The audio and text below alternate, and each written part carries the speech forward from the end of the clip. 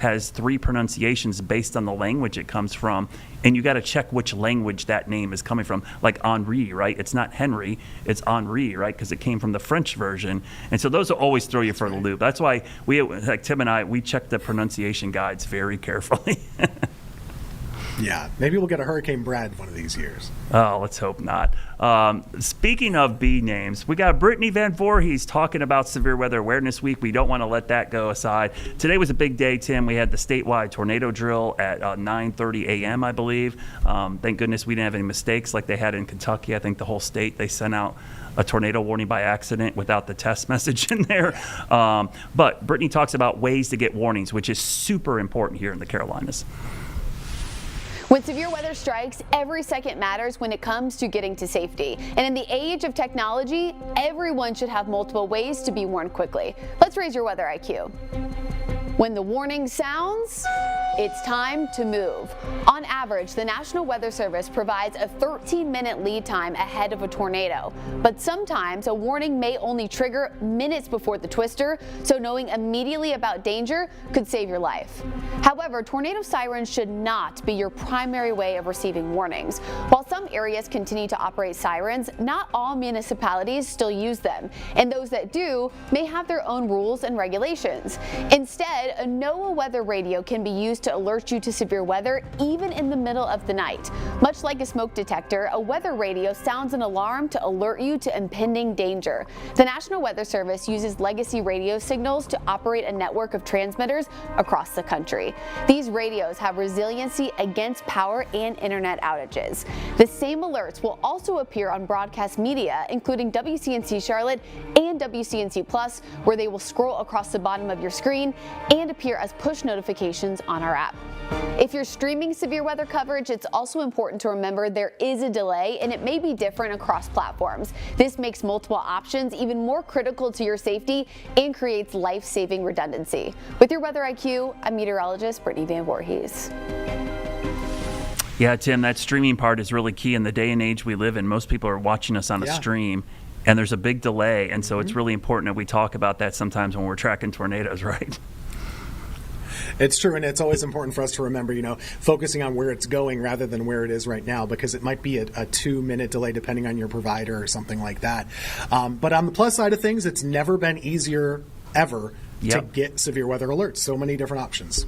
Yeah, great. We'll have more on this coming up tomorrow as well. We'll have the drought monitor, but now we have more plus coming up right after the break.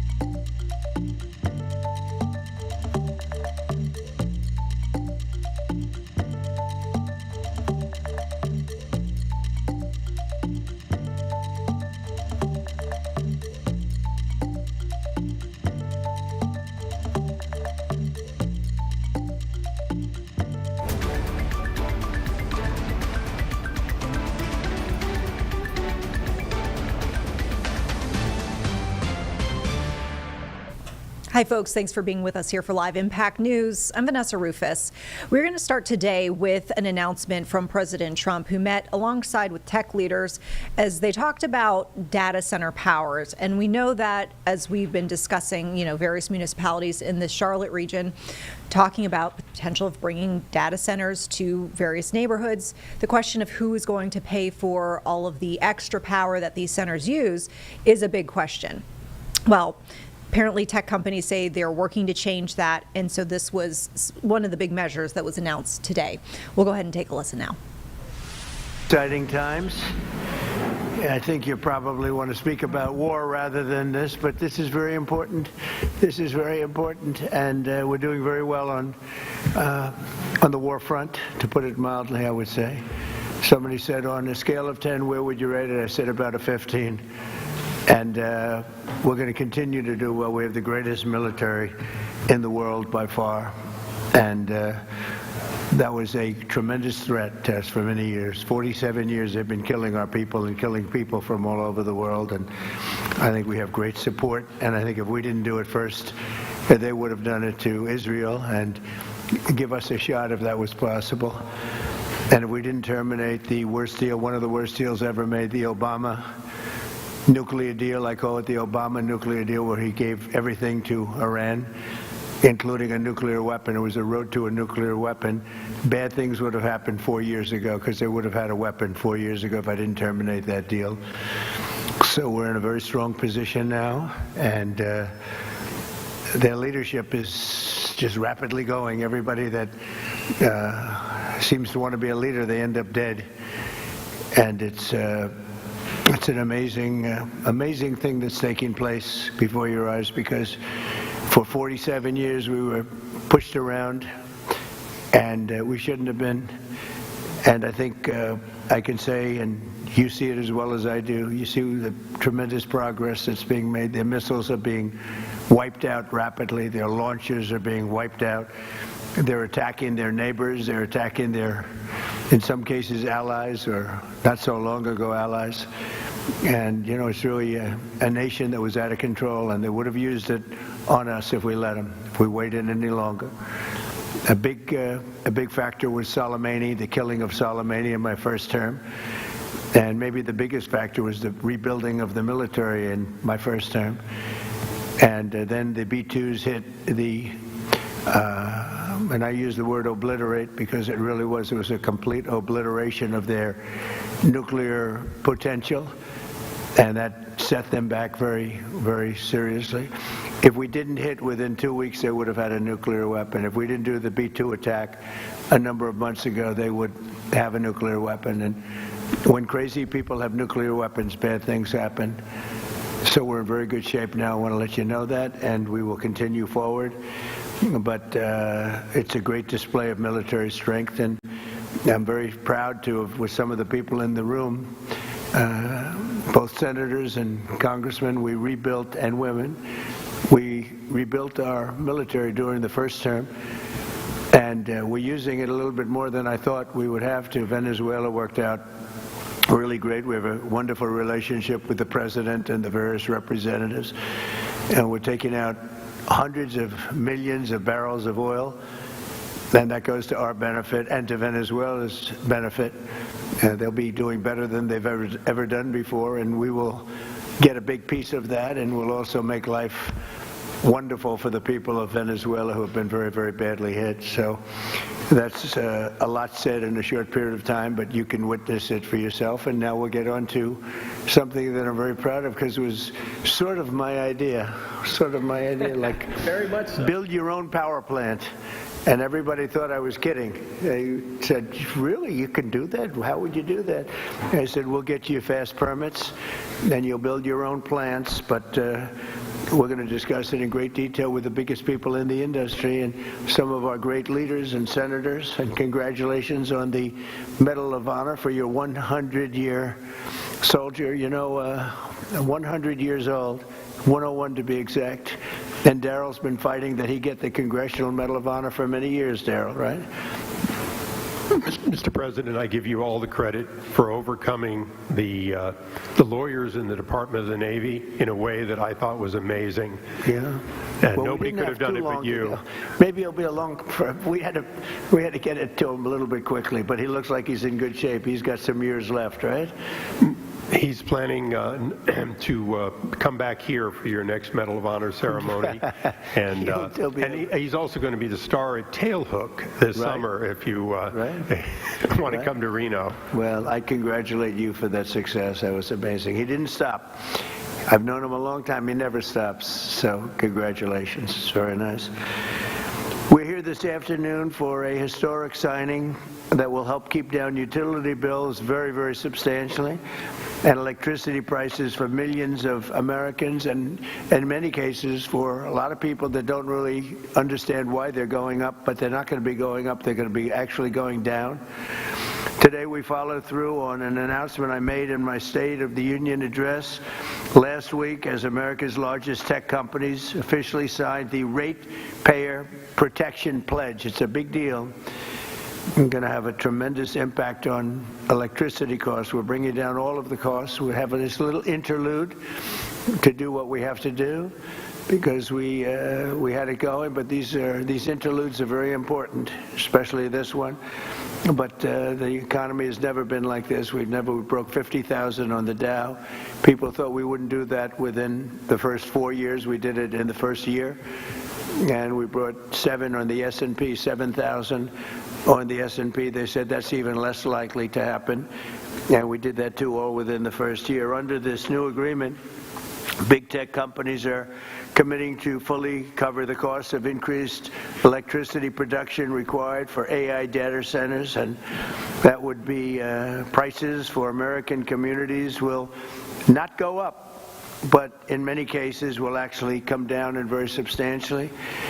Because, you know, the data centers, and you people are so big, you're the biggest in the world, but they've developed a little bit of a bad public, they need some PR help, because people think that if a data center goes in, their electricity prices are going to go up, and that's not happening. It's not going to happen. And for the areas where it did happen, it won't happen anymore because they never had this alternative.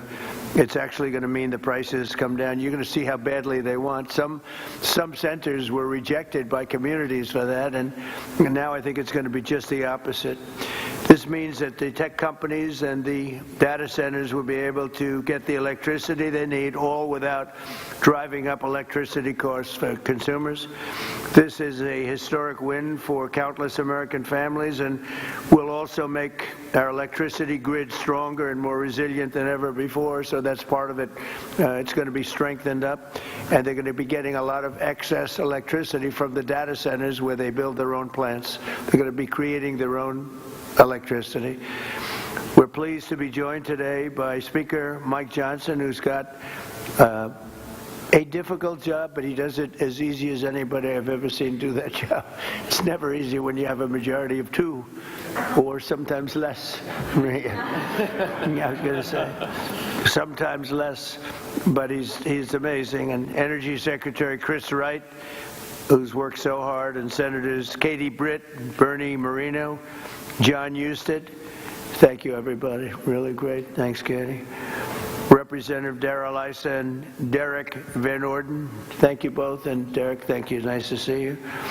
OSTP Director Michael Kratsios, AI and crypto czar David Sachs, as well as the commissioners of the Federal Energy Regulation and Regulatory Commission, and an audience in the audience. You have Laura Sweat, David Rosner, Lindsay C., and Judy Chang, all very well-known people, especially in this group of geniuses. We have a lot of geniuses here, and a lot of geniuses that are also very strong people representing labor. We love labor. We love these guys.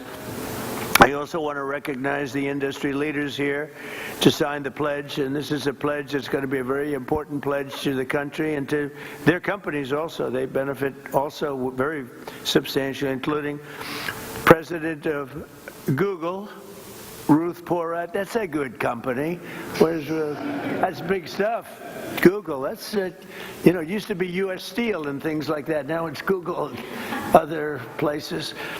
President of Meta, Dina Powell, who was with me. Dina Powell was with me for a long time, and I called up Mark and I said, congratulations, that was a good hire, right? That was a good hire. She's fantastic, and her husband is fantastic. He's a great senator, and he ran in a place called Pennsylvania, and he ran against somebody that was very tough to win. It was very, very tough to win, and he won pretty easily, actually. People were shocked.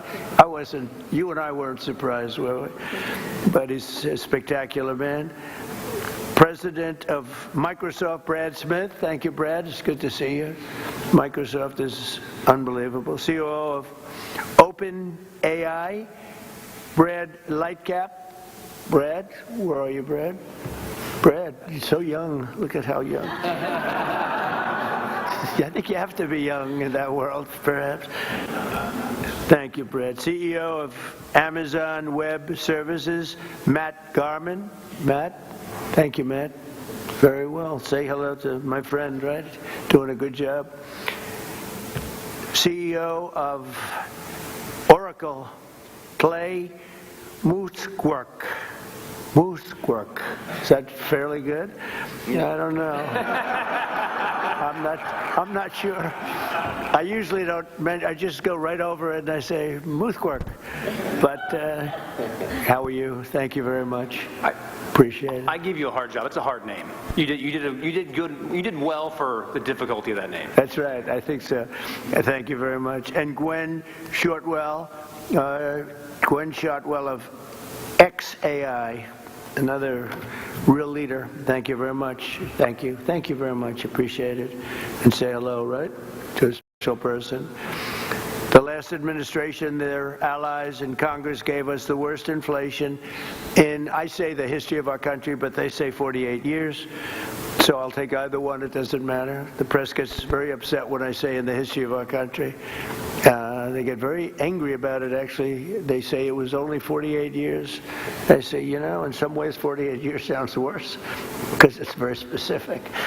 But it sounds a little worse. But either way, take either one. And the ruinous energy policies were a big reason why many working families' utility bills increased more than 30% during the Biden administration, the worst administration in the history of our country. That's why on day one I declared a national energy emergency. We had no choice but to do that, and signed an executive order to dramatically accelerate construction of new energy infrastructure, which we are doing at record numbers. And we're rapidly bringing down those costs, very rapidly. We inherited a mess. I say it all the time. We inherited a total mess. And in many cases, we fixed it, but we're fixing it. And we'll always be fixing it. We're going to make it better and better and better. Many Americans are still concerned that the massive energy demand from AI data centers could drive up their electricity bills in the future, and we understand that. By 2035, energy demand is expected to more than triple. Can you believe it? A lot of it is AI, and it's also all these big plants that are being built all over the country. They're coming in from Canada and Mexico, from Germany, from Japan, from South Korea. They're all coming here to build cars again. We lost 54% of our car industry because we had presidents that, honestly, on trade and business, they didn't know what the hell they were doing. I could say the same thing for the chip industry. We lost the chip industry, but it's all coming back. You could have stopped it so easy. All you would have had to do is put a charge or a tariff on. If you wanted to leave the United States, that's fine. You can go to Taiwan or anywhere you want. But if you're going to make your product and sell it back in here, you're going to pay 100% or 200 or 300% tariff. And nobody would have ever left. But they missed that opportunity. But it's not going to matter now because it's all coming. They're all coming back. By 2035, energy demand is expected to more than triple. Under the Ratepayer Protection Pledge, we're signing today. The big tech companies are making 5 important commitments to keep utility prices down for American consumers. First, these companies are committing to provide or pay for all power generation and electricity needed for their AI projects, which is massive. And where possible, they'll add capacity to the grid by building new power stations. So they're going to be making their own electricity. They're not going to be taking from the grid, and they will actually, probably, based on what I'm seeing, they're building overcapacity, and they'll be able to sell that overcapacity at very low prices into the grid. In addition to that, we're fixing the grid. Now, if we didn't do this, this was, I believe, I don't know, nobody's going to challenge you, won't challenge me. I think this was my idea. I said, wait a minute, we can't. When I first got involved with AI, they said, we will need triple the energy. Think of this, triple the energy of what we have now. Some people said double. I said, whether it's double or triple, that's crazy. And that was just for AI. It is incredible. And when you see the buildings we're talking about, you start to understand it. But unless you saw buildings that go for miles, and buildings that are so big, buildings that cost $60 billion. I said, you mean $60 million? When I first got involved, they said, we're building a $60 billion building. I said, do you mean 60 million? 60 million is a big building. It's not that big, but it's pretty big nowadays. They said, no, sir, we're going to spend 60 billion, but now it's like 100 billion and 150 billion. And the bottom line, it takes electricity like nobody's ever seen before. And I said, well, with an old grid, even if we fix it really well, which we're in the process of doing, you can't take that and double our electricity. They're going to have to build it themselves. And I told Mark, I actually told Mark, I told Elon, I told people, and nobody believed me. They said, you're going to let us build our own electricity? Because they've been so used to being beaten down and to have people with no ideas how to solve problems. All right, so folks, you kind of get the idea here of this announcement. The president here with this roundtable as tech leaders today signed this pledge called the Ratepayer Protection Pledge. Leaders from Google, Microsoft, Meta, Oracle, OpenAI, they all agreed to help essentially cover all of the costs and the upgrades needed to make sure that these data centers are not passing on expenses to American households, which we have seen has been a major headline lately in the data center discussion. We'll continue to follow this topic, of course, here on Live Impact, but we are going to take a quick break here. We have a lot of other feeds to get to, so we'll see you in 2 minutes with more.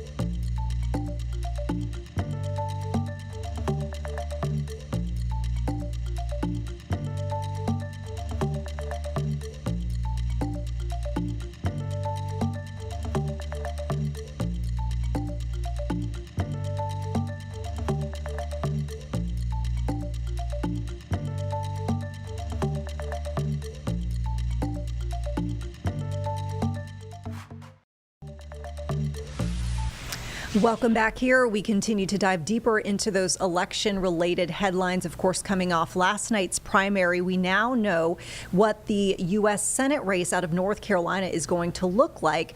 Probably not unexpected to hear what we have on the GOP side, Michael Whatley, and we've got Roy Cooper, former governor, on the Democratic ticket. These were frontrunners expected to win, but nevertheless, we saw that come to fruition last night. Today, we're hearing both candidates basically look ahead to November. A U.S. Senate nominee now on the Republican side, Whatley, with a news conference today. He talked a lot about trying to keep communities safe, but we wanted to bring that presser to you in its entirety. Let's go ahead and listen in. It is an honor to receive the endorsement from the North Carolina Troopers Association, and the fact that we have these sheriffs here today and their support is absolutely tremendously important. Dave and Chet, thank you so much for opening up the Fraternal Order of Police and for your support as well.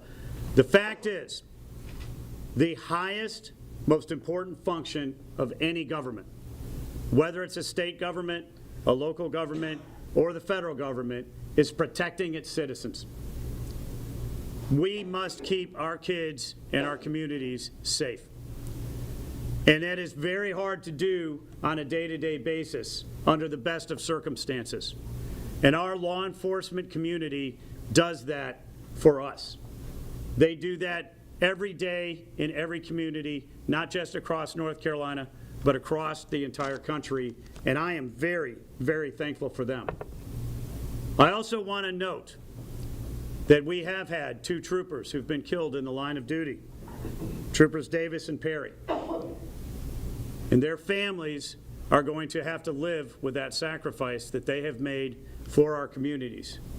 And I want to thank them, and I want to thank their families, and I want to thank the Troopers Association for the support that those families are going to get as we move forward. This election for United States Senate is going to be an election focused on contrasts.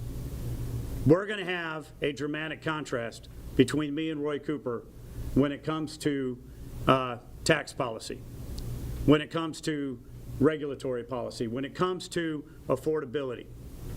And we'll talk about those on another day. But there is perhaps no issue set with a bigger contrast than when it comes to keeping our kids and our communities safe. Roy Cooper, as the governor of North Carolina, is the one who marched with BLM and Antifa while our cities were burning down. He is the one who signed an executive order to create a task force which recommended cashless bail and pretrial release and pushed those policies onto every judge and every magistrate, into every court all across this state, and set up a revolving door that put criminals, violent criminals, back on the streets again and again and again. And we have seen examples of criminals who've been arrested 30 times, 45 times, 50 times, 80 times, 100 times or more, who have been put back on the streets again in order to terrorize our communities. This is not just a threat to the communities, it's also a threat to our law enforcement officers.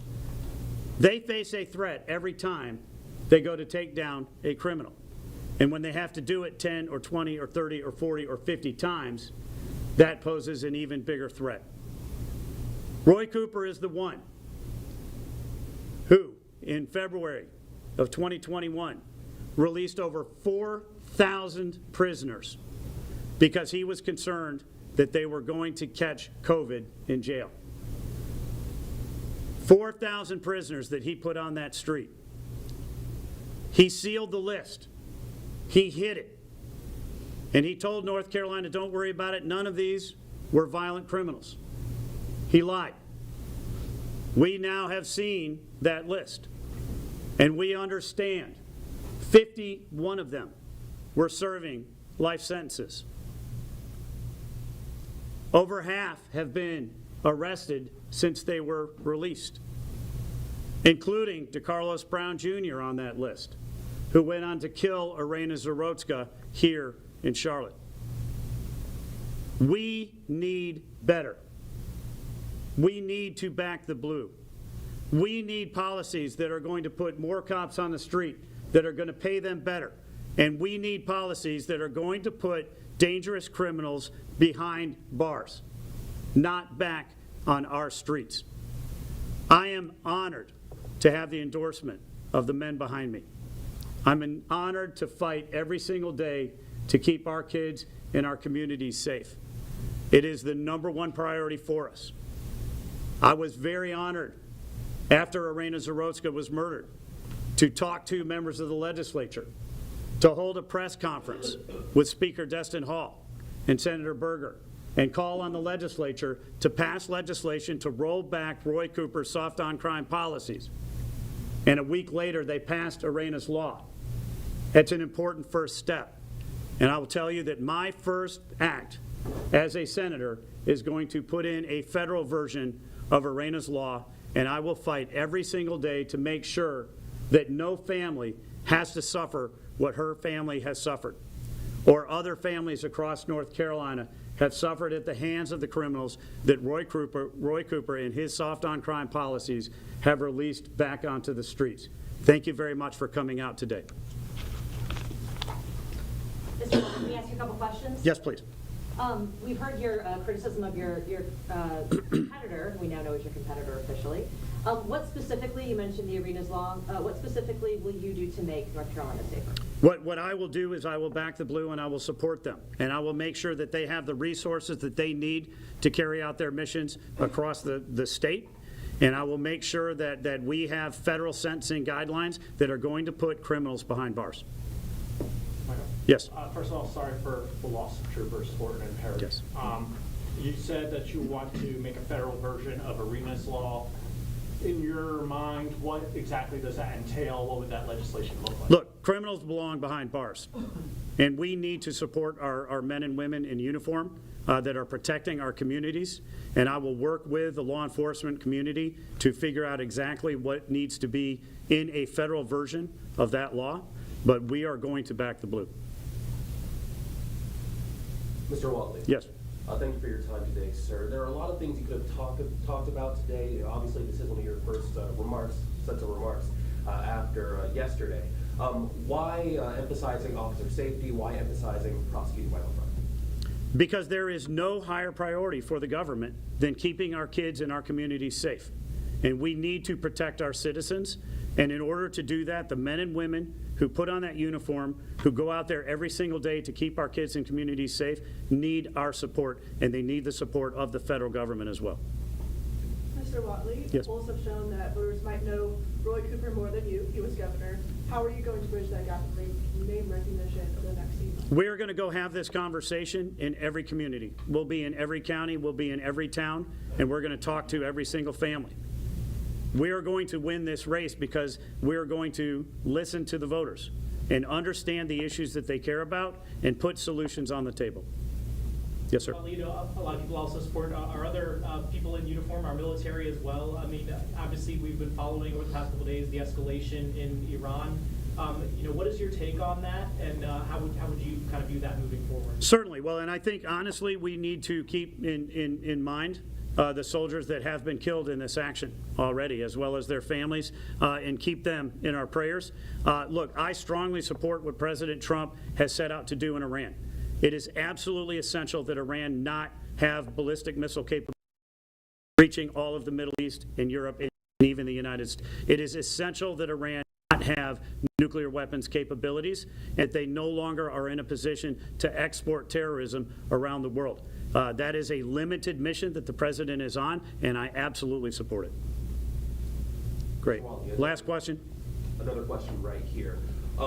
Former Governor Cooper, this morning, he had his remarks in Raleigh. During his remarks, he had claimed that you were disconnected with the everyday needs of North Carolinians, calling you a DC insider, quote unquote. What is your response to those remarks? I am right now traveling across this great state. We visited 77 counties in the last 6 months. We are talking to every family. We are talking to every community about the issue sets that they matter. People in North Carolina, they want jobs. They want bigger paychecks. They want lower costs. They want safe kids and communities, and they want a federal government that is going to support those missions. I'm going to fight every single day so that every family has the opportunity for their kids to get an education, to get married, to buy a house, to raise a family, to be safe and secure. That is fundamentally what we need here in North Carolina. We're going to fight for it every single day. Thank you all for being here. I really appreciate it. And gentlemen, thank you very much for your support. Can I get clarification on what the actual endorsements are here? And there you see a GOP candidate there, Michael Whatley, now to face Roy Cooper in November for that U.S. Senate seat that Tom Tillis is vacating. You saw him flanked by law enforcement officials. He was actually there as those officials were endorsing him. So, and that kind of played into the theme you saw of his announcement and press conference talking about keeping communities safe. We do want to mention we're going to hear from Roy Cooper. He spoke today, and we're going to play some of that for you in just 2 minutes when we return with Live Impact News.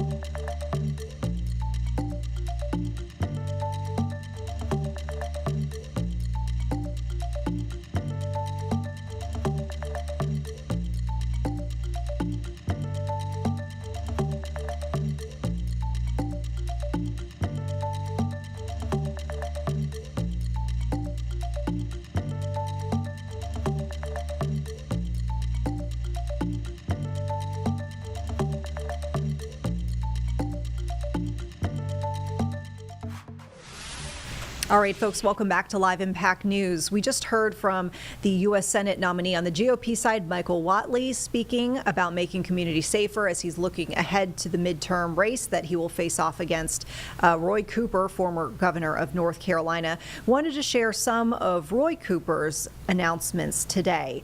He did kick off today a tour which he called his Make Stuff Cost Less tour.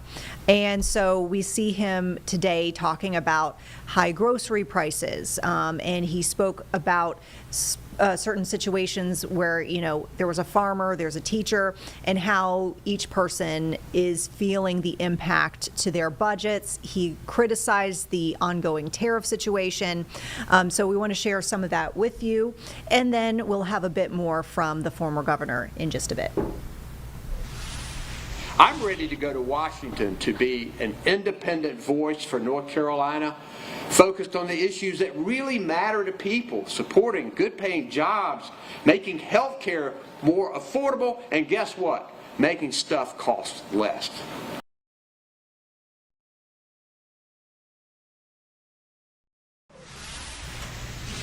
All right, and as we mentioned, that was from today in Raleigh, but we did hear the governor as well remarking on the upcoming race in November, and so we want to share some of that speech from his victory party at this point. We'll see in this evening, last night during the primary, shortly after the race was called in his favor.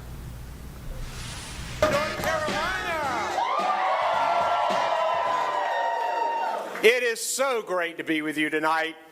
I'm humbled and excited to accept the Democratic nomination to become North Carolina's next United States Senator.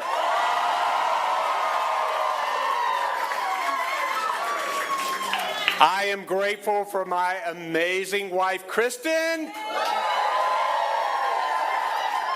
and for my entire family. And I deeply appreciate the work of the people in this room and people across the state of North Carolina who've gotten us to this moment. I could not have been here without you. And I want to thank everybody who ran in this primary. It takes serious courage and passion to step up and get involved and run for office and serve. And I look forward to working with all of you during this crucial campaign for our state and country. Now, I also want to take a moment to share my deepest condolences to the family and loved ones of our military members who were killed in the Iran war. Our brave men and women in uniform put their lives on the line to keep our country safe. And I am deeply grateful to them and their families. So guys, we know we've got our work here and it's just beginning. We have a long way to go until November. Hey, but if you want change in Washington, do you? Yeah! This campaign is for you. If you want to toss out the DC insiders, do you? This campaign is for you. You know, if you just think things cost too much, do you? This campaign is for you. I've never been in a race that's this crucial for the people of North Carolina and for our country. And I need all of you to get this job done. Let me tell you why I'm running. I'm running for the hard-working parent who's tired of seeing higher costs at the grocery store and scared that the family won't be able to make ends meet. I'm running for farmers like Jeanette and Joyce in Mount Olive who are struggling to afford what they need to grow their crops, seeing equipment costs spike and watching their bottom line evaporate because of the tariffs.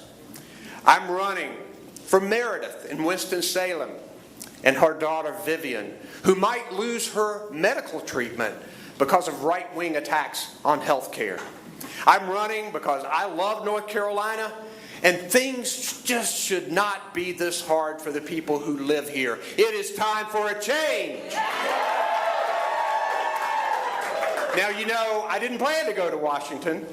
All of my public service has been here in North Carolina because this is where I wanted to serve, right here at home. But these are not ordinary times. Everyday people are being left behind. And we see the chaos that's coming out of Washington only making it worse. The cost of groceries, child care, utilities, rent, health care, skyrocketing. Just overnight, we saw the price of gas spike. Yet another burden on working families. Meanwhile, the DC insiders are making sure that the wealthiest among us are getting further ahead, all at your expense, and it's not right. I knew that I needed to run for this Senate seat because Washington, D.C. is broken, and North Carolinians are struggling because of it. As I thought about running, on Sundays I would sit in church, and I kept coming back to a passage in the book of Luke. To whom much is given, much is required. A lot has been given to me. A lot's been required. I thought about my life growing up in eastern North Carolina, my public school teacher mom, my hard-working dad, my work on the farm every summer until I went to college, the amazing public school education that I got in Nash County, my Sunday school classes that I taught for decades, and most importantly, my wonderful wife and my 3 fantastic daughters. Boy, have I been blessed. And it was amazing to wake up every morning for years and lead the state that I love, both as Attorney General and your governor. I'm proud of what we accomplished together.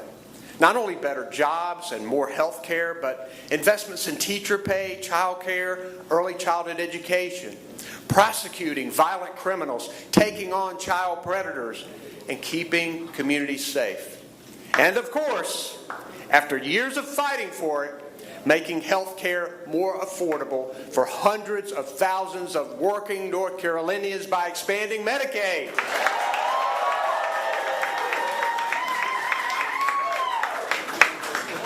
But now, a new challenge awaits. I'll take that same problem solving to Washington that I used here in North Carolina to focus on what matters.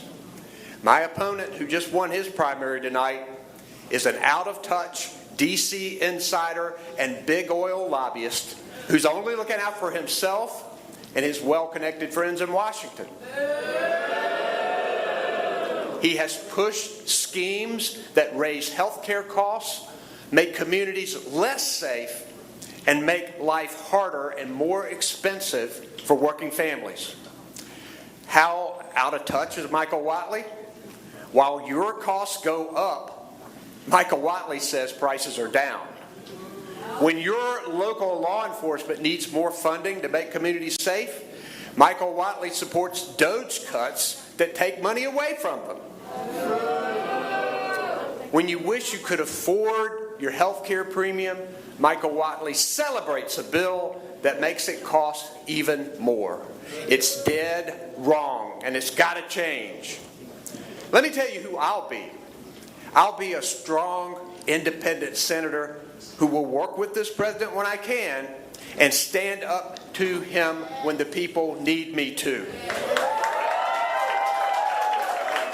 I will always put the people of North Carolina first, before politics, before party. The people of North Carolina will be my total focus as I serve in the United States Senate.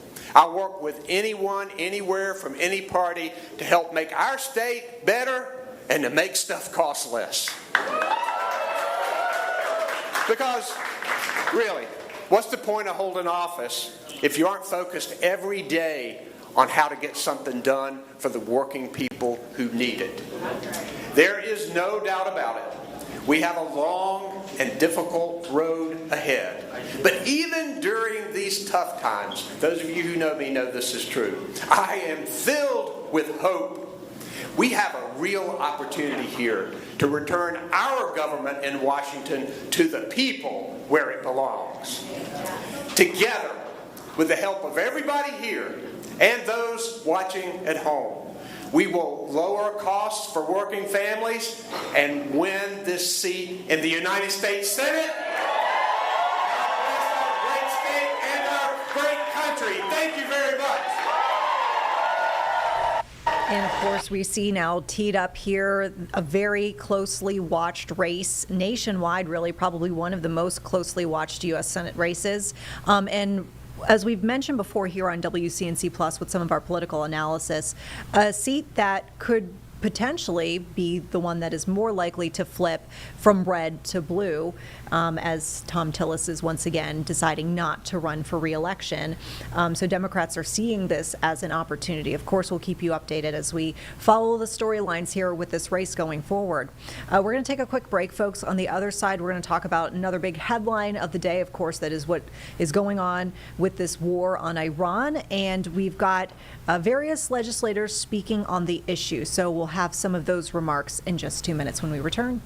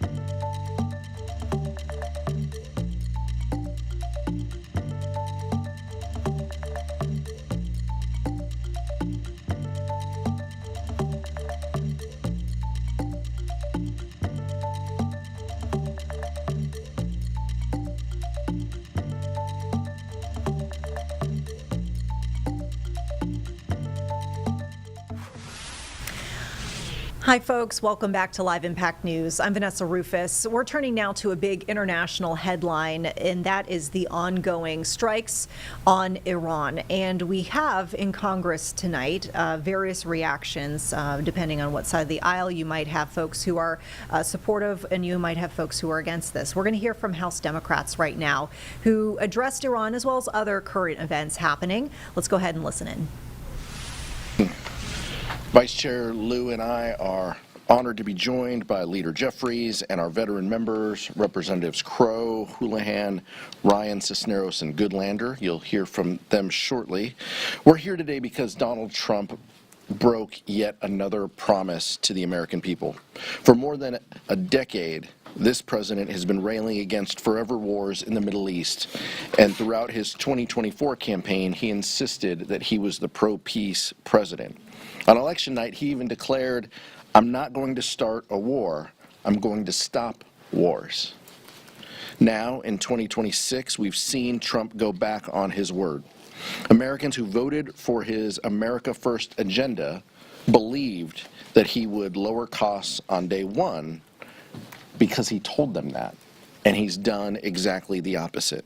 Instead of lowering costs here at home, we're spending billions of taxpayer dollars on a new war and putting resources into the United States to brutalize U.S. citizens. Instead of making America healthy again, he's ripping away health care that families need most. And instead of improving lives of hardworking Americans, he's giving tax breaks to billionaires and corporations who don't need them. Unfortunately, this last broken promise is a reckless war with Iran and has already claimed the lives of 6 brave American service members. And in Trump's 2 a.m. True Social post, he said there will likely be more American lives lost in this operation. Yet he still won't explain to the American people why he started this war. That's why it's critical that we pass a war powers resolution to limit more military action in the Middle East that puts our heroes in harm's way. This isn't just coming from Democrats. The American people don't want this war. Nearly 60% of Americans disapprove of action in Iran and don't think Trump has a clear handling of the situation. It's time Trump listens to the American people and keeps his promise. Vice Chair Ted Lieu. Thank you, Chairman Aguilar. Honored to be here with Leader Jeffries and members of Congress who are also veterans. Right now, brave American service members are executing dangerous missions against Iran, and my prayers go out to the 6 service members who died and to their families, as well as those who are seriously wounded. I also want to note that Iran is a murderous, theocratic regime. They want to get a nuclear weapon, they fund terrorist networks, and their stated aim is to destroy the United States and Israel. At the same time, under our Constitution, only one entity can declare war, and that is Congress. And this is a war. And how do we know that? Because President Trump says it's a war. The Secretary of Defense has said it is a war. And our Constitution is very clear. I served in active duty United States Air Force for 4 years, and an additional 21 years in the reserves. I also taught the law of armed conflict. Only Congress can declare war. And this war right now is illegal because Congress never approved it. But it's not just a constitutional requirement. You might ask, well, why did the framers put it in there? Because it helps protect America and save American lives if the president has to make the case for war before doing so. Because had he done that, we might just have asked, hey, how do you protect all those Americans stranded in the Middle East? How are you going to evacuate them? What's your plan for protecting soft targets like the multiple embassy compounds that have been hit by Iran? How are you going to protect our bases? 11 U.S. bases have now been hit by Iran. How are you going to make sure we have enough munitions to finish this war? Instead of calling in defense contractors at last minute, pleading with them to magically come up with more munitions. Had the president made the case before Congress, we could have asked those questions. But he disrespected the American people and disrespected Congress by not even trying to make the case for the war with Iran. And that is why I'm going to be voting yes on this war powers resolution to terminate the war with Iran. And that what needs to happen is the administration has to make the case for war, bring back an authorization for the use of military force and have Congress vote on it. It's now my great honor to introduce the phenomenal leader of the Democratic caucus and the man who will be Speaker of the House next year, Hakeem Jeffries. Good morning, everyone. Let me thank Chairman Aguilar and Vice Chair Liu for their incredible leadership of the House Democratic Caucus, the districts that they represent, and of course the nation, and for convening us here today. I'm particularly thankful to be joined, of course, by those who have served our country in uniform, as Ted has done. Of course, Jason and Chrissy and Gil and Pat and Maggie, who were patriots serving this country in different ways, in the military, in the national security space, and are now patriotically standing up for the American people, for our men and women in uniform, and for the Constitution. That's our commitment as House Democrats.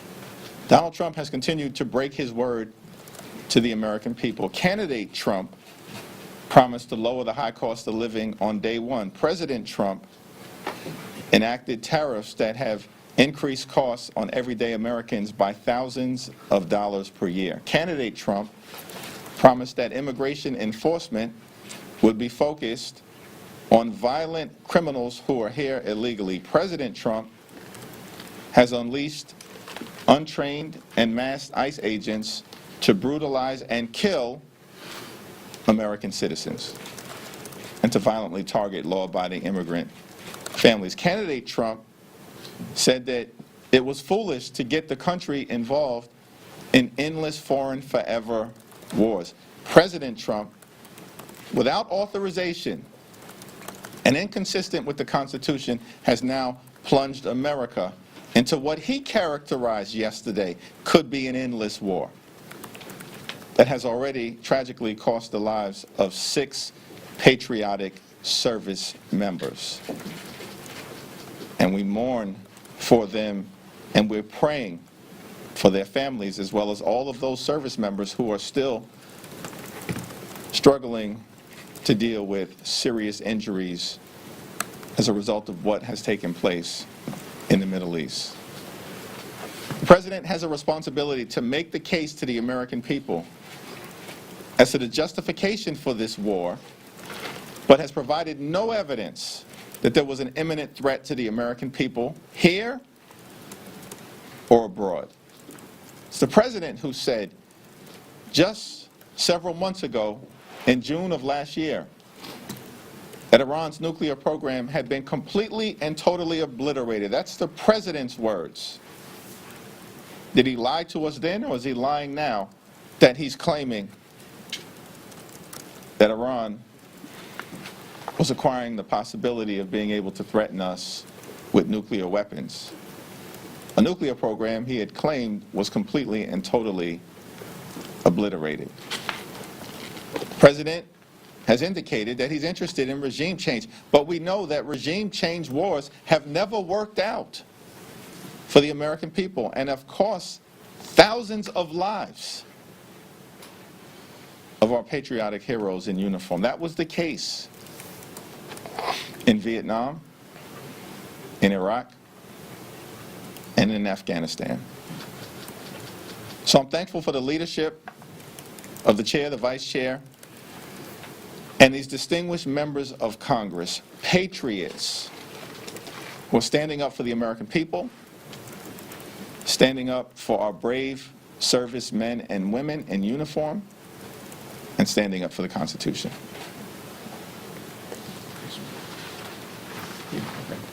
It's now my honor to yield to one of those patriots who has served the country admirably, heroically, and bravely in multiple theaters of war, and is now doing so, serving this country as a distinguished. And folks, we're going to come back to this briefing with House leaders before we get to the next point in the address. We'll be back in 2 minutes, once again picking up there with House Minority Leader Hakeem Jeffries.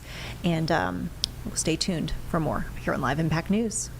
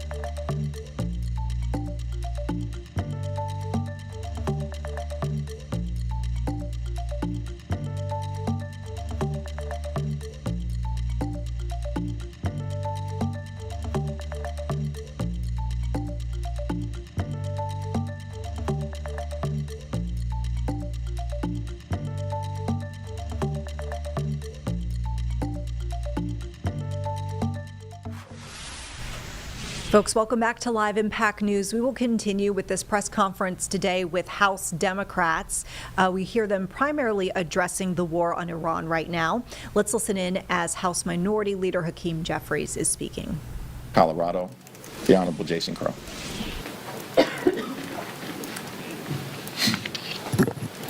Thank you, Leader Jeffries, Chairman Aguilar, Vice Chairman Liu, and my fellow veterans.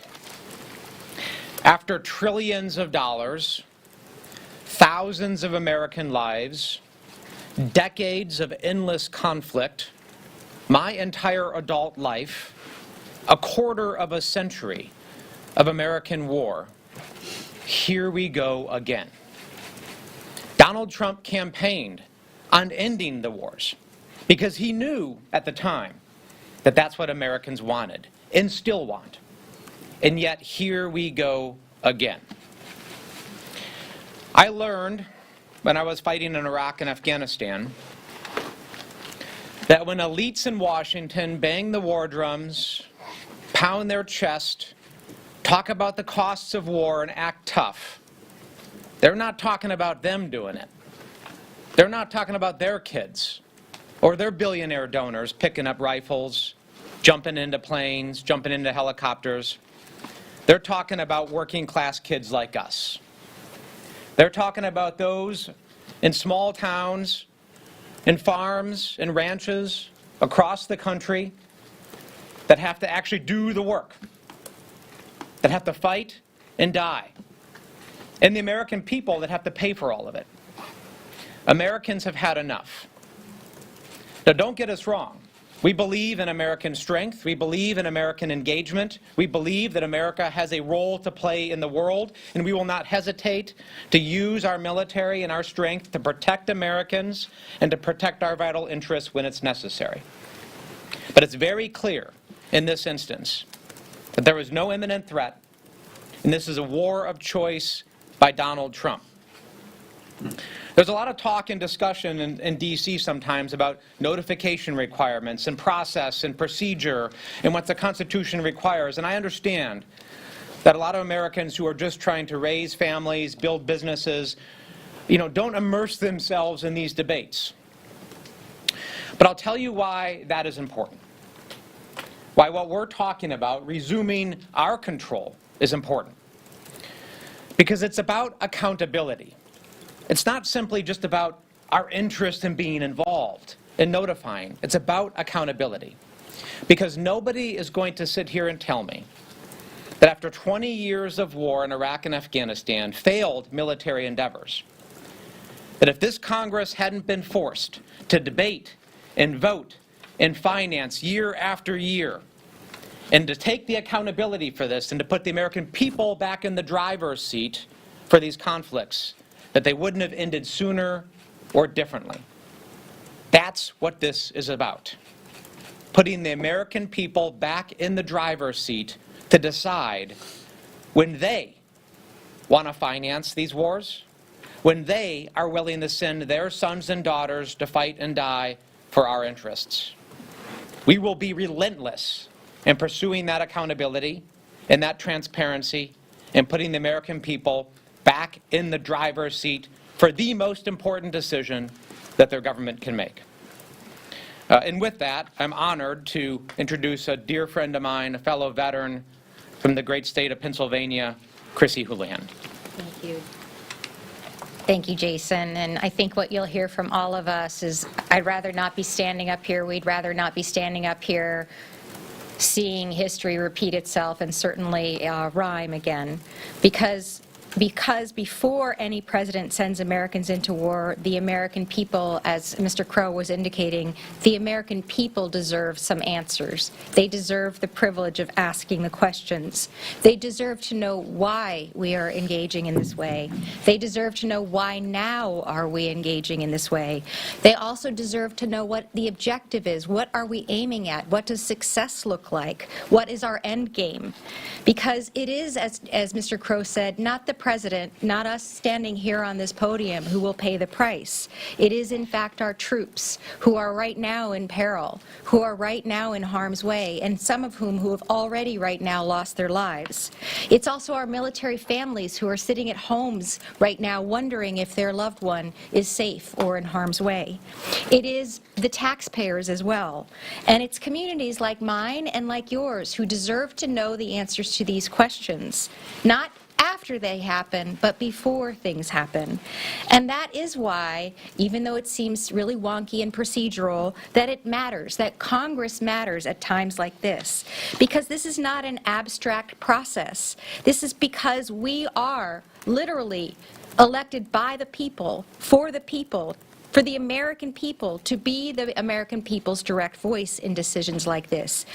The American people of my community should demand that I am on the record on this. They should demand that I have an opinion and a voice on this issue. If you call my office right now, a real person will answer the phone. And every single day we talk to parents, and every single day we talk to veterans, and every single day we talk to people who might be asked to fight and die, or whose family members might be asked to fight and die. And they deserve to know for what. I don't, certainly, and many of my colleagues have made it clear, mourn those leaders who have supported terrorism for decades. I am clear-eyed about the threat that Iran is. But eliminating bad actors is not the same thing as having a strategy. And as importantly, abandoning our own values and our own rules of engagement is also not the same thing as having a strategy. Doing so destroys this American covenant that we have entered into together, while inviting targets of our actions to return the favor in the future. War is not a reality show. There are no retakes. There are no stunt doubles in this case. There are only consequences, and those consequences are measured in American blood and treasure. Our service members deserve a mission that is worthy of their courage, and the American people deserve a say. And the President owes us all a clear plan. Thank you for the opportunity to speak with these amazing colleagues of mine. It's my privilege to yield to another amazing colleague of ours, Representative Pat Ryan from New York.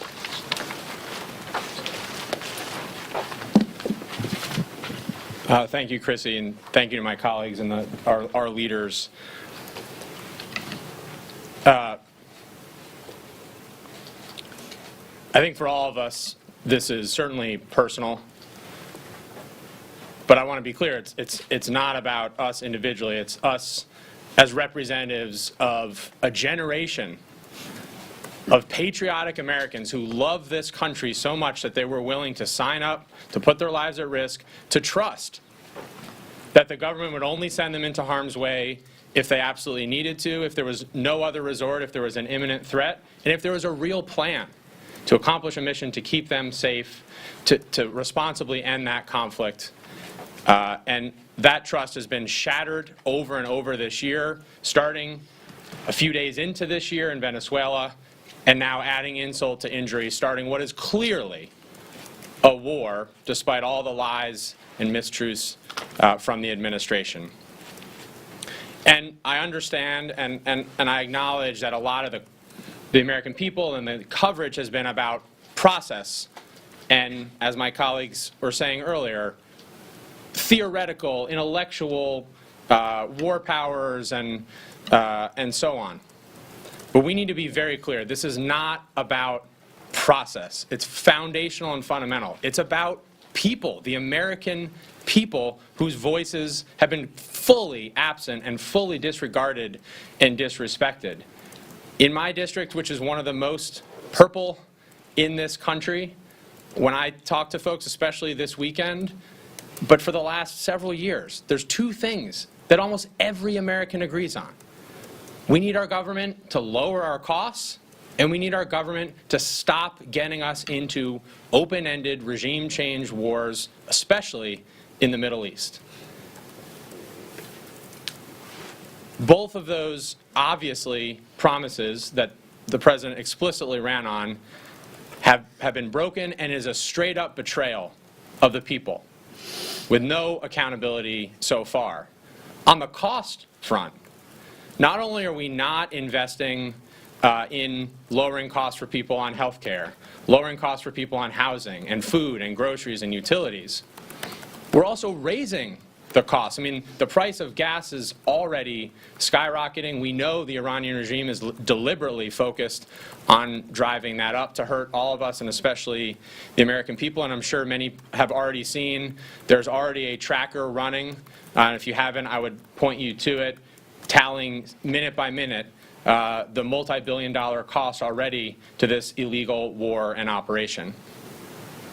So rather than lowering costs, costs are up, and they're going to only go up. And again, rather than ending wars, the president has started 2 this year. And just very briefly, we're not even talking about Venezuela anymore because I know we've been overcome by all the chaos in abject failure. I mean, they replaced one dictator with another, and now Trump's talking about potentially doing the same to the degree he has any coherent plan in Iran. So we as Democrats, as patriots, are focused on lowering costs, stopping wars. That's what this vote is about tomorrow, and that should not be a partisan issue. And just the last thing on a personal note, if I hear one more chicken hawk who's never served a single day in uniform sitting in a gold-plated office in D.C. or in Mar-a-Lago or anywhere else try to talk tough, having never seen what war is about, I'm going to lose my mind. And we're going to hold them accountable. We're going to call out their BS every single time. And when we do that, the American people will certainly be with us because that's where they wisely remain. And again, thank you for the opportunity, and thank you to my colleagues. It's now my honor to represent my Navy brother from California, Gil Cisneros. All right, folks, before we get to the next speaker, we will take another break here. Back in 2 minutes with that next speaker here on Live Impact News.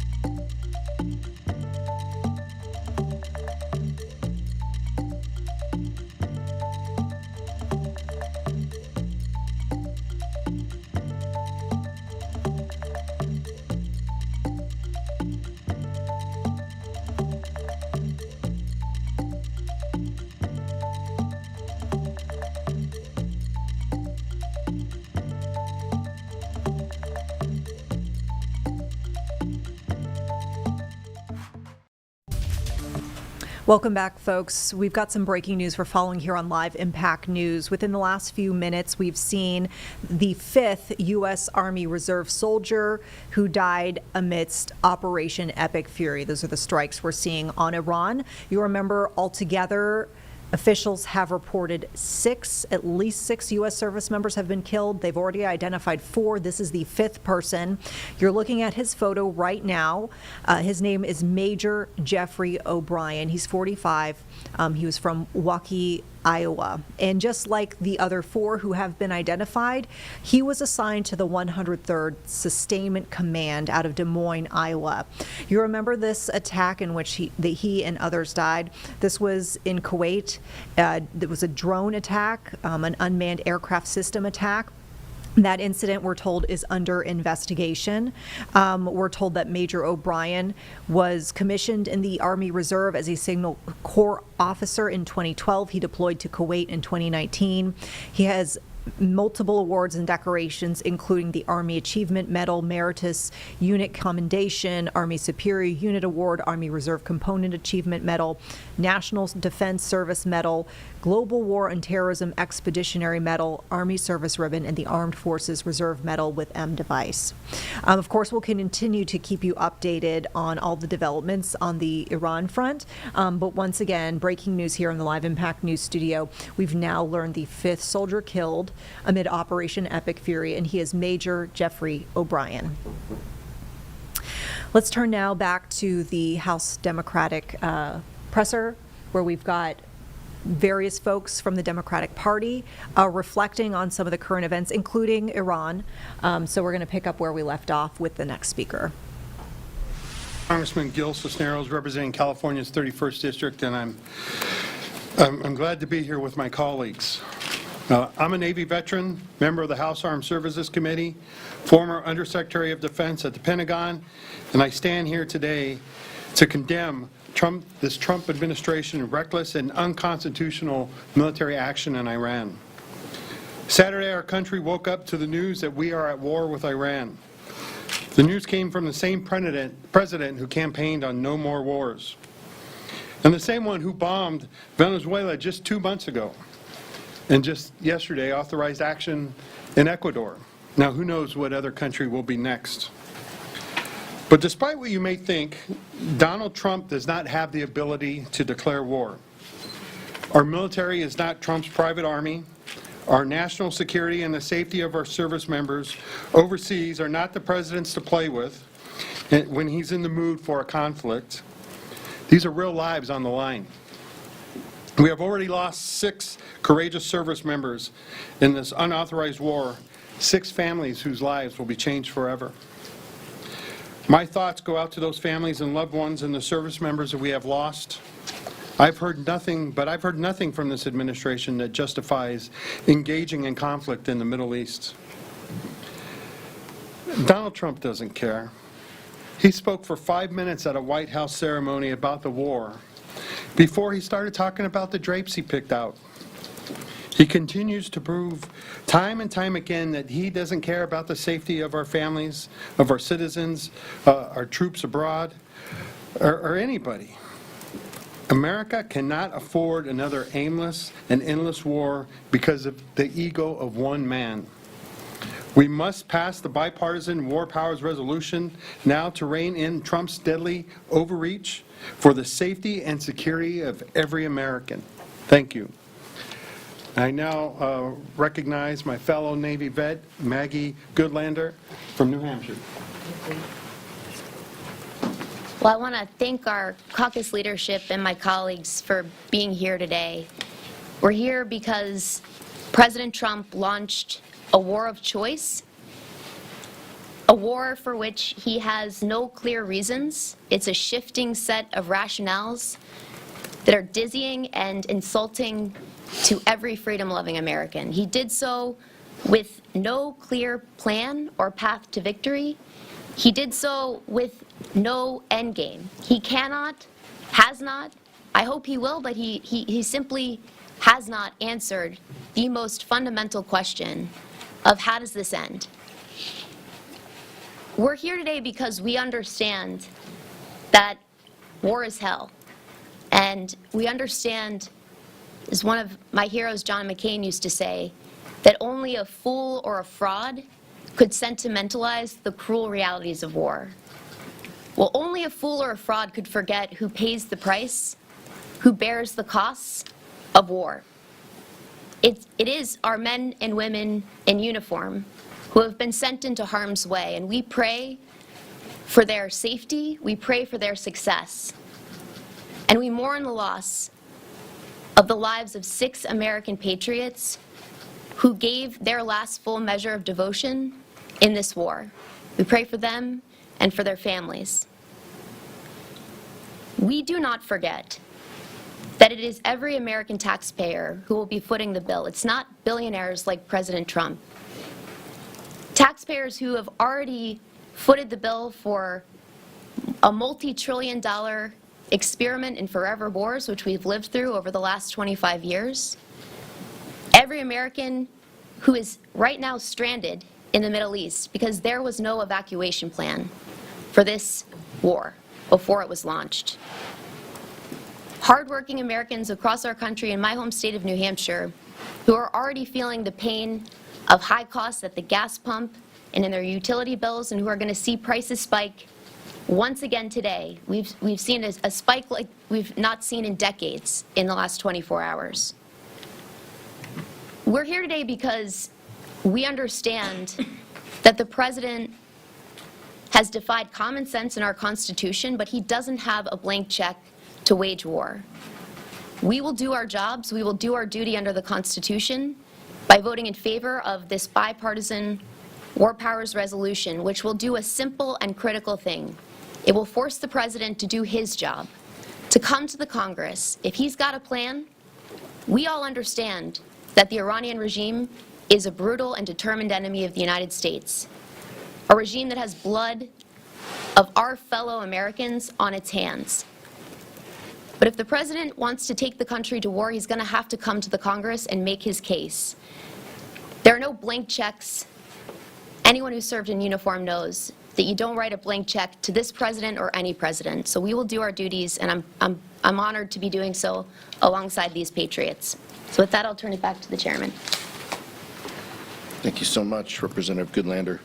Questions?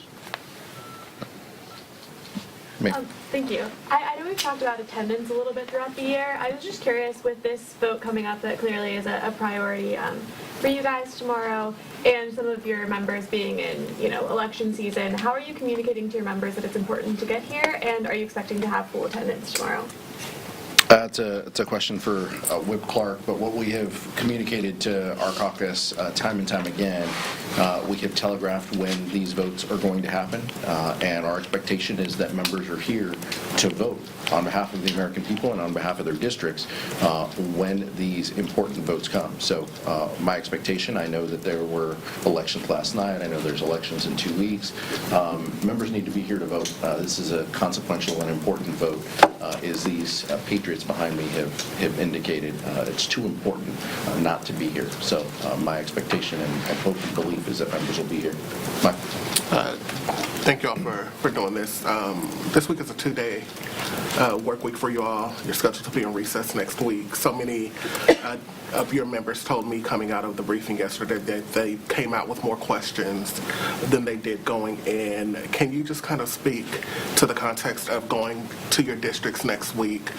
I'm sure your constituents will have questions about what's going on and not having the answers that a lot of you all were looking for, but also just not being here to continue to have this debate, in Washington, to continue to, ask Republican colleagues to join you in holding the administration accountable. Can you just speak about kind of the schedule as this is occurring right now? Look, if this was a priority, if Republicans cared about genuine oversight or just merely asking questions of the administration, we would do more classified briefings, and we would cancel recess and be here debating and discussing this. Members behind me are on committees from Judiciary to Armed Services to Intel. These are important positions right now in this time, in this moment, with these votes in front of us, and with our country on this war footing by the president's own words. So it's important that we're here to exercise our ability to ask these questions. We're in the minority. We don't set the schedule. But if Speaker Johnson was serious about asking tough questions and not just giving the president a blank check for these operations, he would keep us here. And every member behind me would be here as well. I'll yield to the vice chair and then Chrissy. Chairman Aguilar is absolutely right. We should be here to ask the questions of administration. But it's not just that the administration isn't answering questions. They're just lying. So we know that the rationales for why they entered this war keep shifting. It was about nuclear weapons. then it was about regime change, then it was about threat reduction, then it was about preventing a preemptive attack, then it was back to regime change, and that was all on a Sunday. And then the next day, on Monday, Secretary of Defense says, no, this is not about regime change. And so we don't really know why we're at war with Iran. And the administration needs to make their firmer case for war, put an authorization for use of military force for Congress to vote on, but they can't just launch us into war without any rationale. And again, that's why we're standing here saying we're going to vote yes on this war powers resolution to terminate hostilities with Iran until the administration makes their case. I want to add to that because you probably recall that I have had my fair share of words with our Speaker, the Speaker of the House, who is the Speaker for the entire House.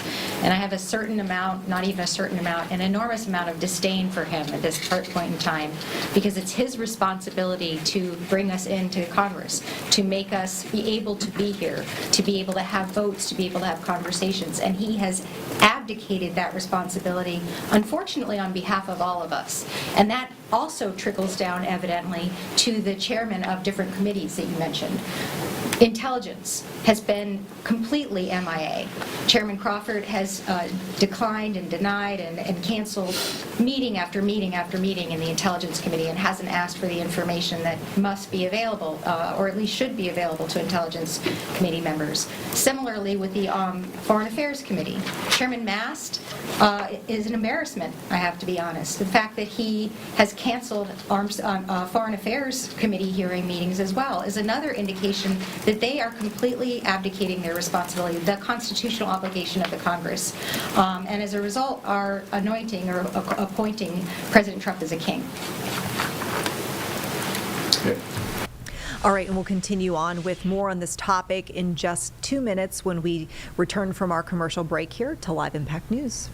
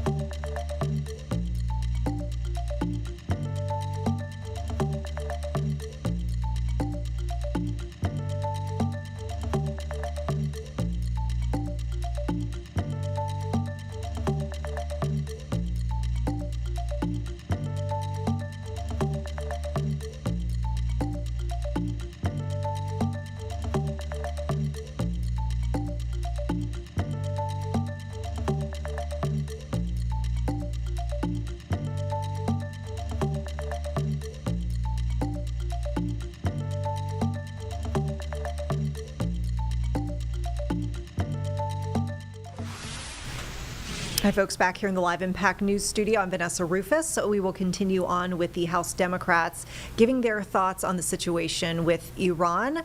Of note, we mentioned these are the House Democrats. The Senate did vote on this resolution to essentially stop the war, and we did see that get blocked by Senate Republicans. So that's important to note. Looks like the vote was 47 to 53. The resolution did need a simple majority to pass. We saw some flip-flopping across the aisle, but really not much. It did look like Senator John Fetterman of Pennsylvania was the only Democrat to vote no. Senator Rand Paul of Kentucky, the only Republican to vote yes.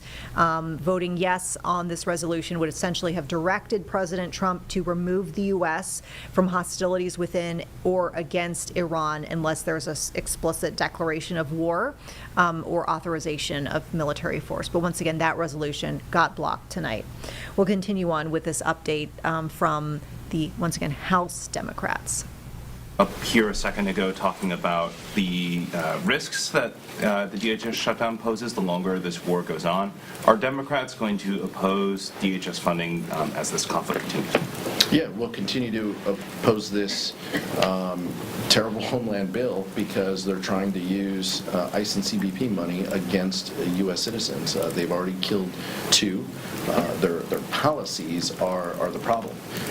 But keep in mind, and this is just the height of politics, and I realize what the Speaker and his leadership team are trying to do.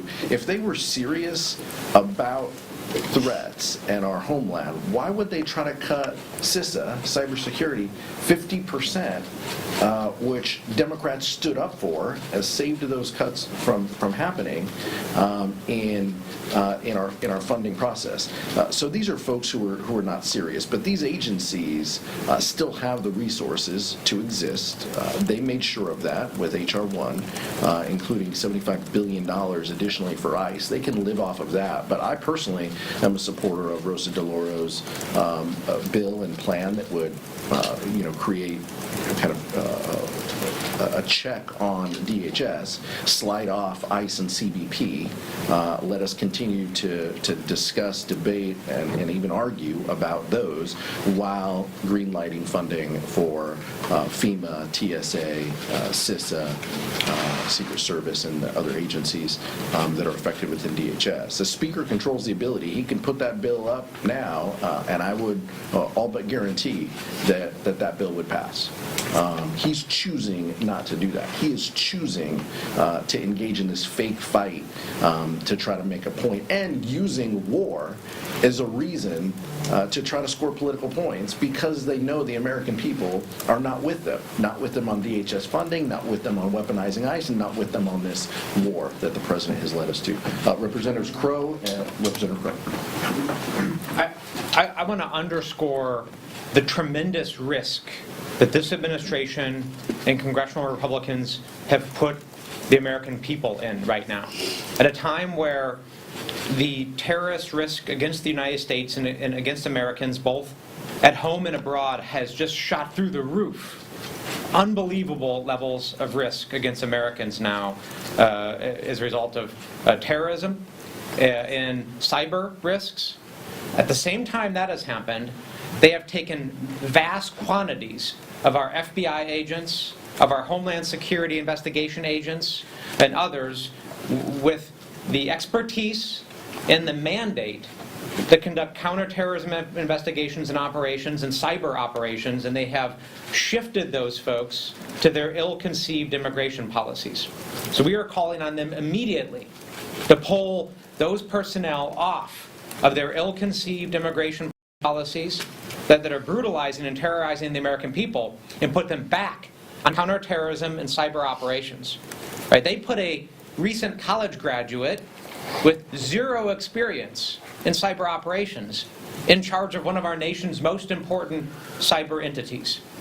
It's madness, and it's putting the American people at great risk. We call on them now to fix it and to do what's necessary to protect the American people. Thank you.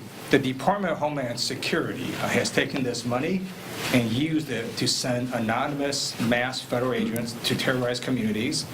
It's resulted in at least 3 Americans who were killed by these masked agents. It's resulted in DHS agents illegally conducting surveillance on Americans who are exercising their First and Second Amendment rights. It's resulted in these agents arresting people who should not be arrested. And then Secretary Noem has engaged in corruption and spent hundreds of millions of dollars on a luxury jet fleet with a really beautiful bedroom. I'm going to be voting no on the DHS funding for this illegal and unconstitutional conduct. Secretary Noem is appearing before the Judiciary Committee in which I sit, I now have to go leave to question her.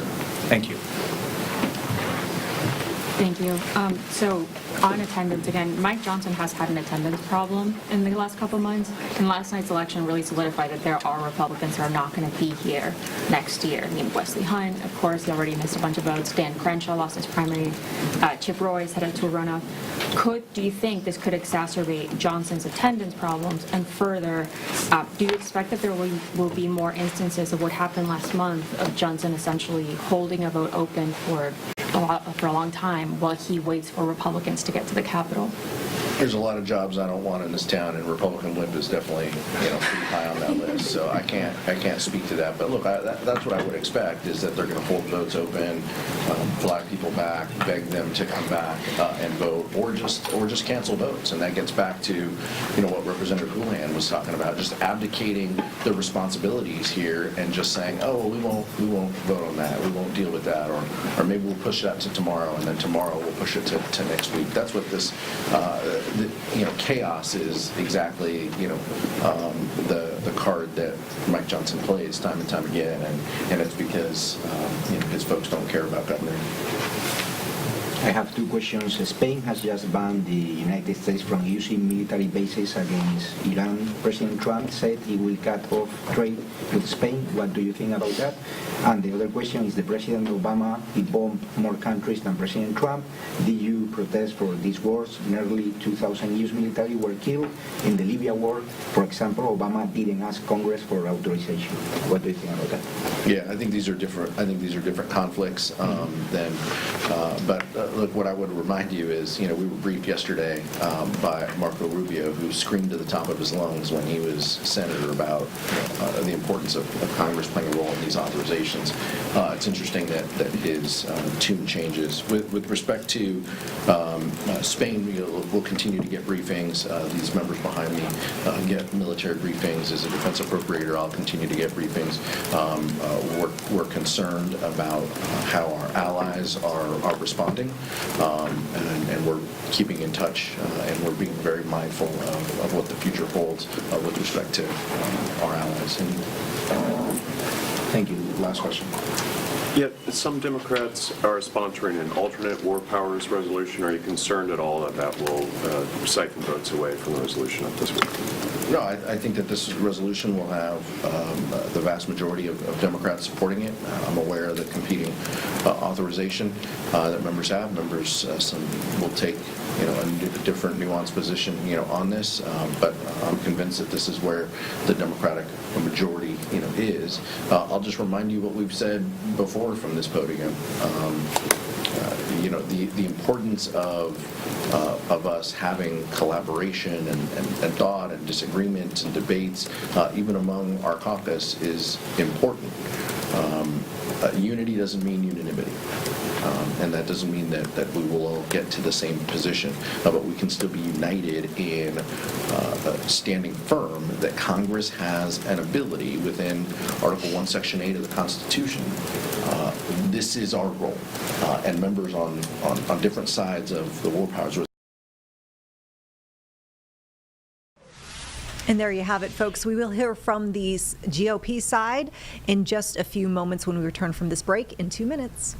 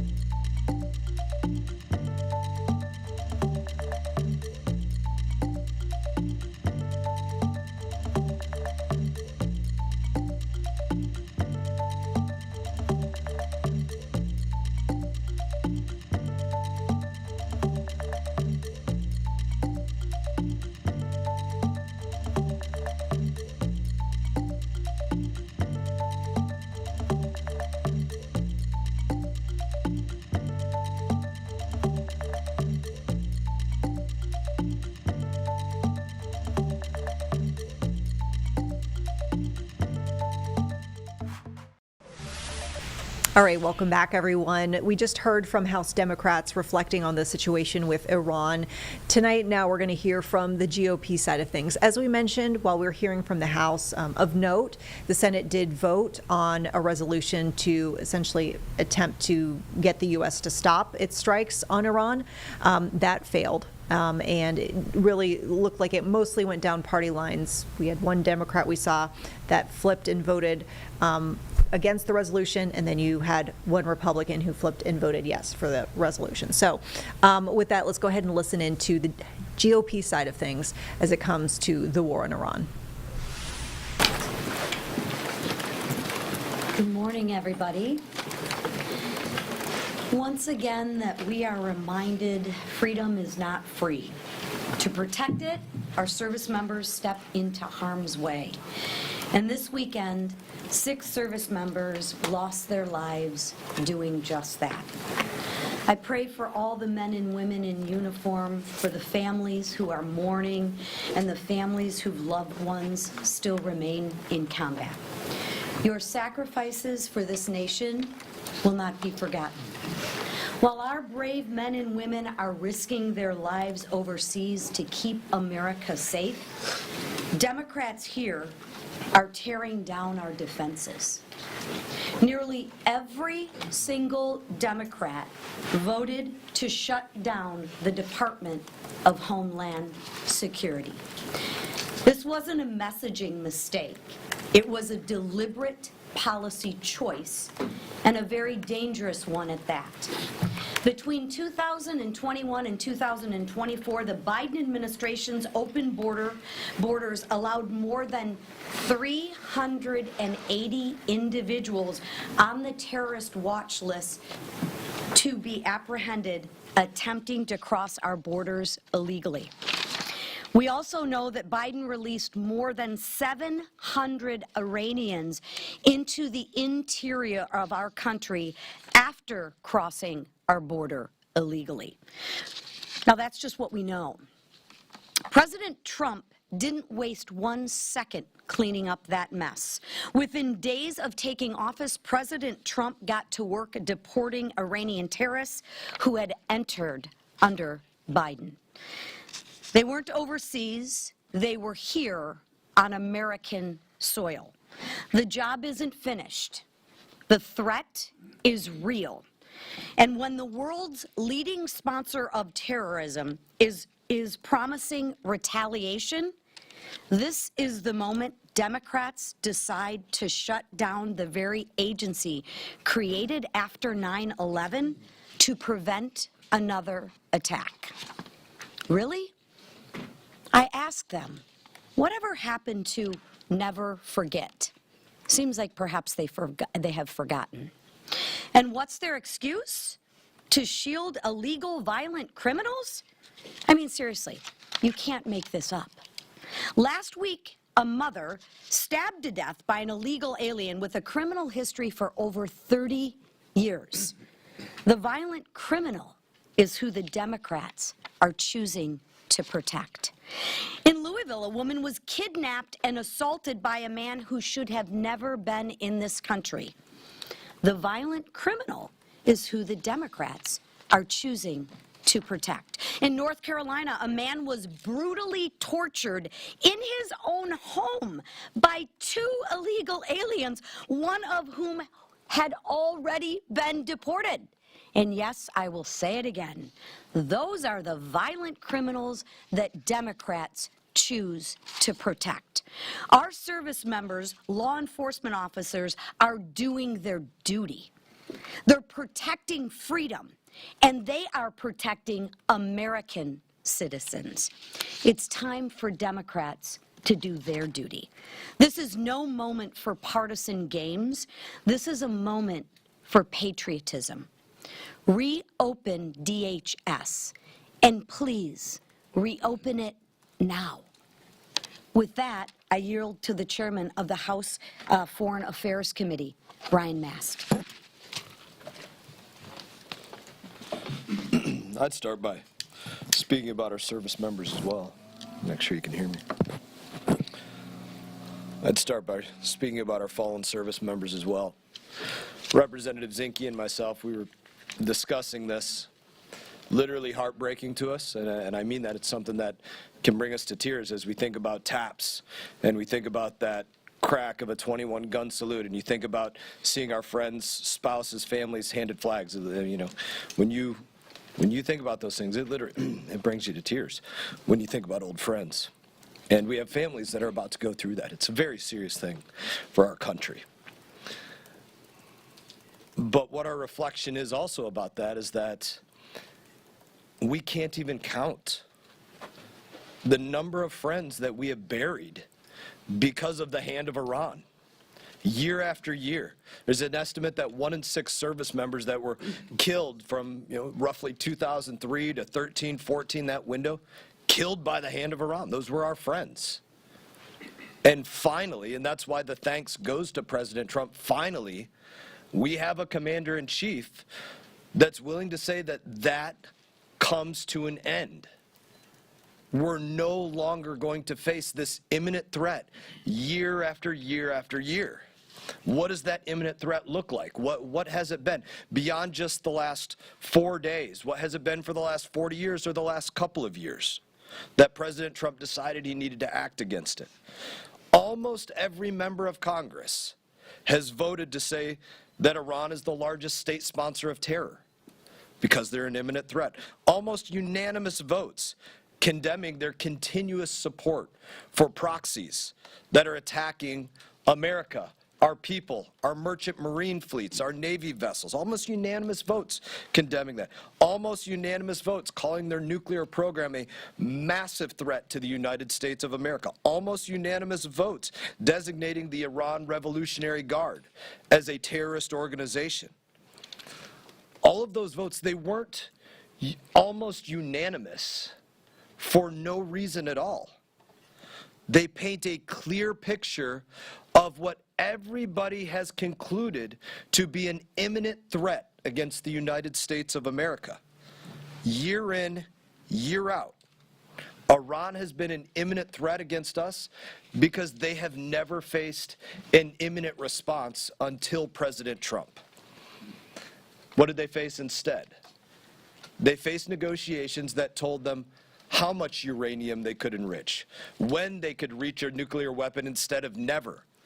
Literally received pallets of cash. That's the difference in the approach that's going on here. How imminent is this threat? 3 U.S. service members killed at Tower 22 a year and a half ago. Imminent threat. Strikes against our bases in Syria and Iraq all through 25. Imminent threat. Lost a fighter jet off one of our carriers in the Red Sea. Imminent threat. All the countless merchant marine vessels that were continually having drones fired at them while being protected by American ships. Imminent threat. And the list goes on of the ways that they were constantly attacking us. They wanted to fight every single day. They were looking for the opportunity to have it. I'll tell you this, there's the semantics debate. I was just talking to CNN. We were having the semantics debate about battle or war or conflict or combat operations or whatever people are going to call this. I spent years in war. None of us want it. None of us want to see our service members put in harm's way. None of us want to see our service members killed. Iran has proven there is literally no other way to stop them from continually attacking us and all of those things that I listed unless we actually physically stop them. I don't think this fits the narrative of my Democrat colleagues, but it has to be said because it's the continual question. President Trump had the authority to conduct this very limited operation under Article 2 in the War Powers Resolution Act. He's working to get the job done. The limited scope of the operation, destroy every single piece of Iranian military hardware that has been used to reach out and touch the United States of America, our forces in the region, and our allies, or that could be used. Why? Because they have proven that they are an imminent threat, and they will use it every single chance that they get. And finally, we have a president that says that comes to an end. No longer. I thank him for his dedication to this mission, and I thank him for the first time, although this is not the purpose of the mission set, for the first time in my lifetime, except for the killing of Qasem Soleimani, the deaths of all my brothers and sisters in arms that I mentioned, the aforementioned, are finally being avenged, and I thank God for that. All right, and folks, before we get to the next speaker here, we will take another break. Back in 2 minutes with the House GOP speaking on the war on Iran.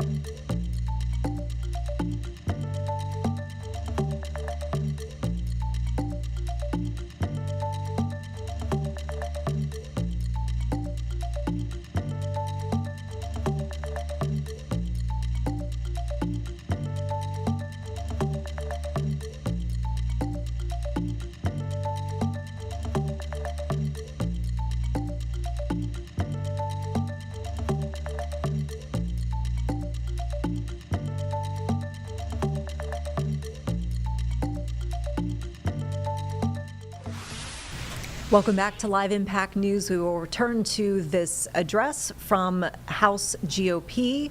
This is regarding the ongoing strikes in Iran. Let's listen as that next speaker is taking the podium. This is personal to all of us, but we know it's especially personal to you and our warrior colleagues and all your families. For the past 47 years, the Ayatollah and the Iranian regime have terrorized Americans, the Middle East, and their own people. The regime began its tyrannical reign by taking 66 American hostages in 1979. More recently, Iran-backed Hamas terrorists killed 46 Americans and kidnapped at least 12 on October 7th of 2023. Terror attacks, assassination plots, drone strikes. More Americans have been killed by Iran than any other terrorist regime on earth. As long as the Islamic Republic of Iran stands enabled and empowered, the world will never know peace. Over the weekend, as Brian referenced, President Trump said enough is enough. Operation Epic Fury is a bold, decisive, and necessary act of strength against a belligerent and ruthless enemy of freedom. The battle with Iran has been raging for nearly half a century. President Trump is ending it once and for all. While the president displays leadership and strength on the world stage, Democrats here in Congress are doing the exact opposite.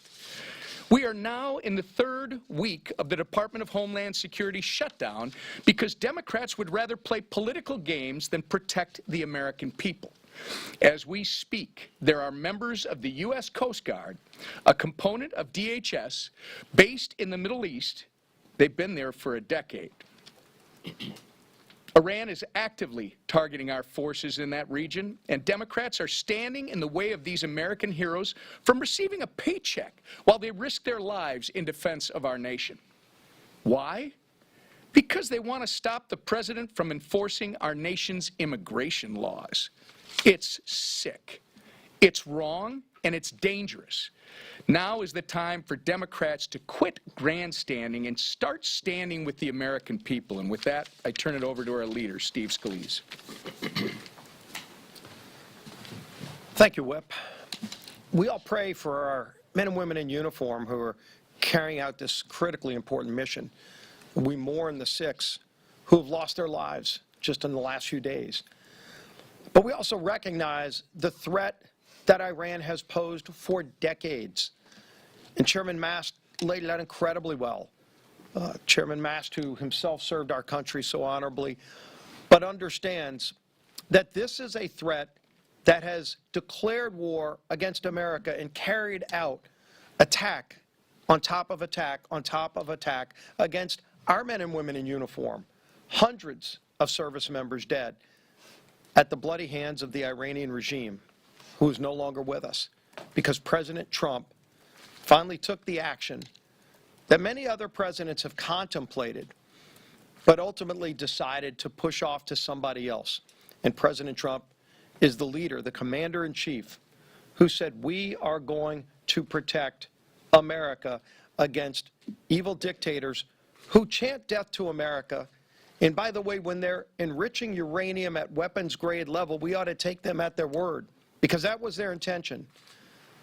For years and years, they were rushing towards a nuclear weapon. And even after the Operation Midnight Hammer decimated parts of their nuclear weapons program, they still went back and started trying to rebuild a nuclear weapons program, continued enriching uranium. They were never going to stop. And it was crystal clear during the negotiations, where Secretary of State Rubio did such an incredible job, as well as his team, trying to get a peaceful solution to this. Iran made it clear they had no intention of reaching any kind of peaceful solution, and ultimately their intent was to kill Americans, as they have been for decades. And if you wonder what their resolve is, just look at the tens of thousands of their own people that they killed just in the last few months. And so we support President Trump in this important action. We pray for the safety of our troops who are carrying out this incredibly important mission, and our allies in the region. And you can see more countries getting pulled in from even around the Middle East region. But at the same time, we also recognize this is no time to have the Department of Homeland Security shut down and their ability to protect Americans limited. And who did that? Democrats in Congress, who weeks ago made a reckless decision to shut down the Department of Homeland Security. But now that we're at a heightened threat, and it's not just hypothetical threats, you can see what happened in Austin. A man with a Property of Allah shirt killing America. All right, folks, our time here on Live Impact is about to come to a close. We do urge you to stick around here on WCNC Plus all the way through our 11 o'clock news. We'll have all your latest updates at that time. But in the meantime, we've got a nice lineup for you coming up with our next hour of programming. So make sure that you stick around through that. And of course, till 11, we hope you have a great night. Thanks for being with us here on Live Impact.